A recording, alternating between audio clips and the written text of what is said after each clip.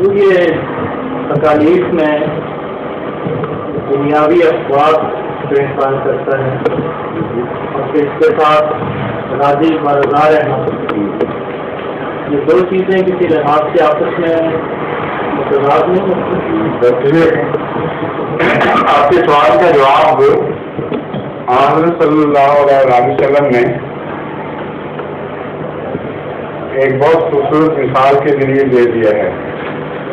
آپ نے فرمایا کہ توکل یہ ہے کہ اونٹ کا گھٹنا باندھو اور پھر بے خوف ہو کر چلے جاؤ. توکل یہ نہیں ہے کہ اونٹ کا گھٹنا نہ باندھو اور خدا کو کہو کہ وہ اونٹ کو سنبھالی رکھے پیچھے. مطلب یہ ہے کہ انسان کا کام ہے اسباب کی رعایت کرنا. اسباب کی رعایت اپنی ذات میں کافی نہیں ہوا کرتی، اور اگر اسباب کی رعایت کر کے اسباب پر انسان توکل کرے تو وہ مشرک بن جاتا ہے. اگر اسباب کی رعایت کر کے خدا پر توکل کرے تو وہ خدا کا بندہ بن جاتا ہے. یہ بنیادی سبق ہے اس تعلیم میں. جب آپ رعایت کے اسباب کرتے ہیں تو جو انسانی کوشش ہے وہ آپ نے کر لی، لیکن بسا اوقات انسانی کوشش کافی نہیں ہوتی، اور انسانی کوشش میں بھی خطرات بہت سے مزمل ہوتے ہیں. مثلا آپ کا ریٹنا ایک ڈاکٹر ٹھیک کر رہا ہے، ایکسیڈنٹلی اس کا ہاتھ گہرا حل ہو جاتا ہے. جو ٹھیک کر رہا تھا اس کی بجائے وہ ایسا زخم بھی بتا سکتا ہے کہ اور بھی تکلیف پیدا ہو جائے بجائے آنکھ ٹھیک ہونے کے. فکس پڑ جاتے ہیں بعض ڈاکٹرز کو آپریشن کے دوران، اس کی بھی کوئی ضمانت نہیں ہے. آپریشن اندر سے ٹھیک کیا ہے لیکن اندرونی ایسے واجہات ہیں، ایسے اسباب ہیں جنہوں نے کامیابی ہونے دیا. انسان کے اندر اور بیماریاں ایسی ہو سکتی ہیں جو اس کی دوسرے صحت کی کوششوں کے درمیان ہائی ہو سکتی ہیں. یہ سارے وہ ایسے فیکٹر ایسے بہت سے اور ہیں جن کے نتیجے میں اسباب پر توکل کرنا اور اسی کو کافی سمجھنا بڑی ضروری ہے. ایک زمیندار ہے، سارا سال محنت کرتا ہے، اس کی فصل پکنے کے لیے تیار ہو جاتی ہے، گھر آنے کے لیے صرف اس سے بھاری لگانی ہے تو اولے پڑ جاتے ہیں.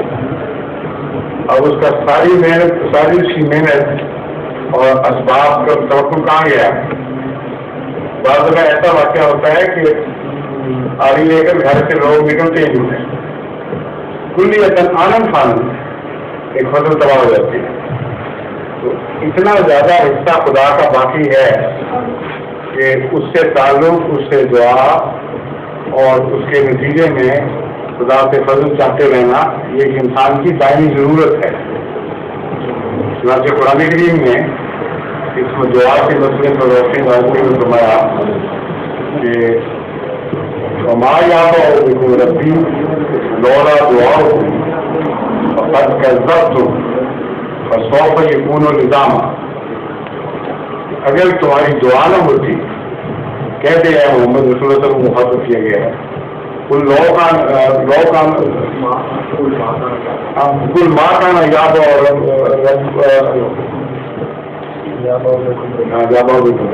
کل ماں کا نا یاد بیکم ربی لولا دعاؤکم فقد کذبتم فسوف یکون لزاما. ان سے کہہ دے کہ میرا رب تمہاری کچھ بھی پرواہ نہ کرتا اگر دعا کا رشتہ نہ ہوتا. تم نے اس رشتے کو کاٹ دیا ہے. کذبتم کا مطلب ہے جھٹلا دینا یا کاٹ دینا. فسوف یکون لزاما، اب اس کے نتائج تمہاری پیروی کریں گے تمہیں چمٹ جائیں گے اور اس کے بد نتائج سے تم بچ نہیں سکتے. یہ جو مضمون ہے یہ بہت ہی وسیع، بہت ہی گہرا مضمون ہے. سب کو سارا تفصیل سے اس پر بیان کرنے کا کچھ موقع نہیں ہے، لیکن میں آپ کو اس لیے بتا رہا ہوں کہ دعا کا رشتہ اگر کٹ جائے تو اس کے نتیجے میں دنیا کے مسائل اور دنیا کی مشکلات انسان کو پھر اس طرح گھیر لیتی ہیں کہ ان سے نجات نہیں مل سکتی. کوئی کوشش بھی اس کی بالآخر کارگر ثابت ہوئی. اس لیے بھی دعا کا فرض ضروری ہے. دنیا میں بعض لوگ دھوکہ کھاتے ہیں یہ دیکھ کر کہ مغربی اقوام ہیں، دہریہ قومیں ہیں، انہوں نے ساری دنیا پر قبضہ کیا ہوا ہے، وہ اسباب کے بندے بن گئے ہیں، انہوں نے کوئی بھی پرواہ نہیں کی کہ خدا کیا ہے اور دعا کیا ہوتی ہے، اس مضمون سے ہی غافل ہیں، ان کے سارے کام تو بن گئے ہیں۔ اور جو دعا لیے پھرتے ہیں اور کہتے ہیں اسباب کے ساتھ دعا ضروری ہے، وہ دنیا میں اسی طرح بیکورڈ ہیں۔ ایک اس فیز میں جب انسان غور کرے جو تاریخ کا یہ موجودہ فیز ہے، یہ سوال بھی اٹھتا ہے، اس کا جواب یہ ہے کہ بعض تقدیریں قوموں سے وابستہ ہوتی ہیں، ایک زندگی میں فیصلہ نہیں ہو سکتا۔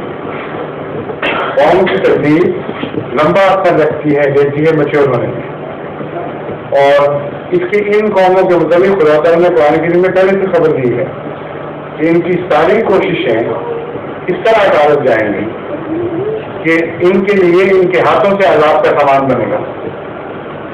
جو یہ اپنی طرف سے عظیم شان ترقیاں کر رہے ہیں، وہ ترقیاں جن پر یہ فخر کر رہے ہیں، بالآخر ان کی تباہی کے وقت ان کے کام نہیں آئیں گی، بلکہ تباہی انہیں ترقیات کے نتیجے میں ہوگی۔ بس یہ خیال کہ کچھ دیر کے لیے خدا نے ان کو پلٹنے دیا باوجود اس کے کہ اس کے منکر ہو گئے تھے، یہ خیال چھوٹے سے زاویے کی نظر میں تو پورا آ جاتا ہے۔ وسیع نظر سے دیکھیں، اگر عالمی سطح پر دیکھیں، قومی سطح پر دیکھیں، تو ہر جگہ آپ کو یہی معلوم ہوگا کہ یہ قومیں بالآخر بد نتیجے کو پہنچی اور سطح اصلی سے مٹا دی گئی۔ لولا دعاؤں کو ان کی جو تقدیر ہے وہ ان پر بھی جاری ہونی ہے۔ جیسے قرآن کریم میں متعدد جگہ ملتا ہے یہ ذکر۔ اب آپ یہ دیکھ لیں کہ جو بھی نیوکلیئر سائنس میں ترقی کی ہے اس دنیا نے، جو بھی سائنس میں ترقی کی ہے، اس ترقی کا بیشتر حصہ مولک ہتھیاروں پر صرف ہو رہا ہے۔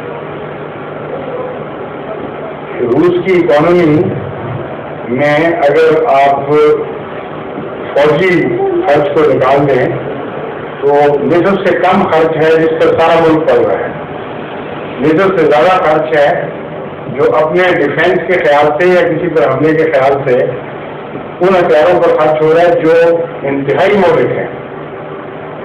امریکہ میں بھی یہی ہو رہا ہے، یورپ میں بھی نسبتاً کم ہے ڈیفینس پر خرچ، لیکن اب یہ موومنٹ چل رہی ہے کہ اور زیادہ کیا جائے۔ اتنا ہیوی ایکسپینڈیچر ہے کہ پاکستان جیسا غریب ملک بھی 60% سے زائد 65% کے قریب ڈیفینس پر خرچ کر رہا ہے، کیونکہ دنیا داری ہو گئی ہے، خدا سے تعلق ٹوٹ گیا، اس لیے انسان کو اور بھی بد نتائج دیکھنے پڑے ہیں، کریکٹر تباہ ہو گیا، اعتماد اٹھ گیا، بہت ساری چیزیں ہیں جو میوچل رسپیکٹ میوچل اعتماد پہ چلتی ہیں، ان سب کے فقدان کی وجہ سے خوف بڑھنے شروع ہو گئے، انسان سے خائف ہو گیا۔